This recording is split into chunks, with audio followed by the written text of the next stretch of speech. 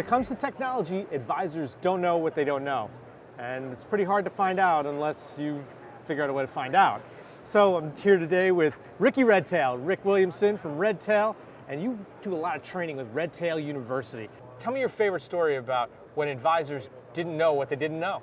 Definitely. I mean, I've seen it all. Really? I've seen it all.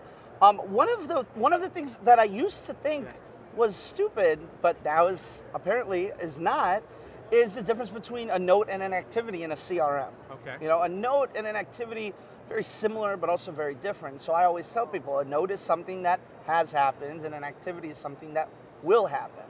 And most CRMs, they allow you to save that activity and complete it, and then boom, goes into a note. That's one of the biggest ones I've seen. Okay. Now, when you talk to advisors, tell me one of the stories you've heard from advisors that makes you go, I can't believe they didn't know that, and then you have to train them so that they'll know it in the future. I had one office, and they were fantastic. They were really, really nice, but they were very upset because they couldn't search. Okay. They couldn't put together a specific search, and they couldn't figure out why.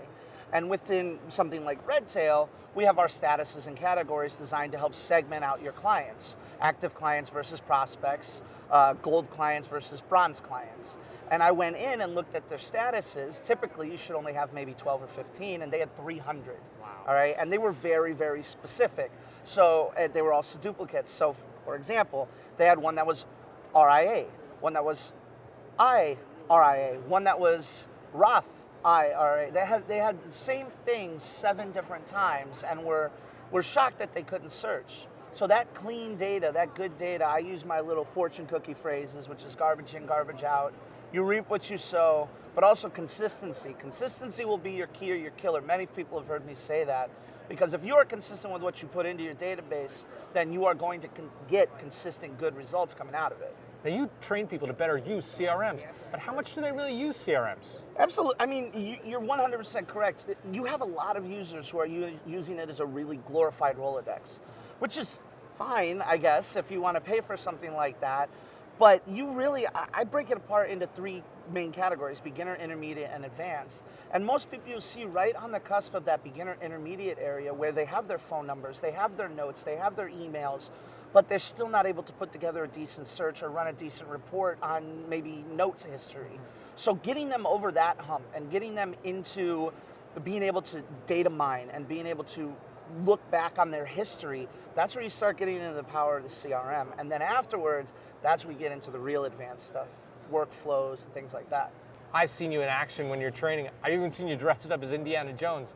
Talk to me about what it's like at RedTail University training advisors. Well, I think you and I could both agree that technology training is the most interesting thing in the world. It's incredibly right? interesting. Absolutely.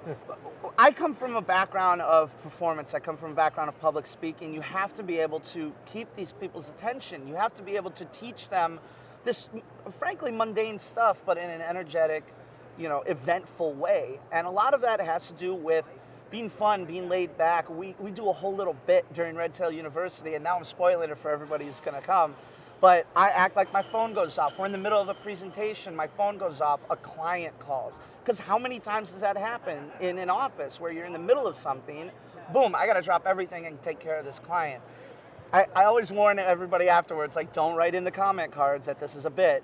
Like, don't yell at us. I promise you I didn't let the phone go off. But things like that not only are funny and not only entertaining, but they help snap people back into reality again. Sometimes you see them glossy eyes and things like that, and that really, really helps bring it full circle and bring people back to the content. So, if you could give our audience one tip on better using their CRM, what would it be? Like I said before, what you put in is what you're going to get out of it. Same thing with consistency. If your office, whether it be a 1-person office, a 5-person office, you have to buy in.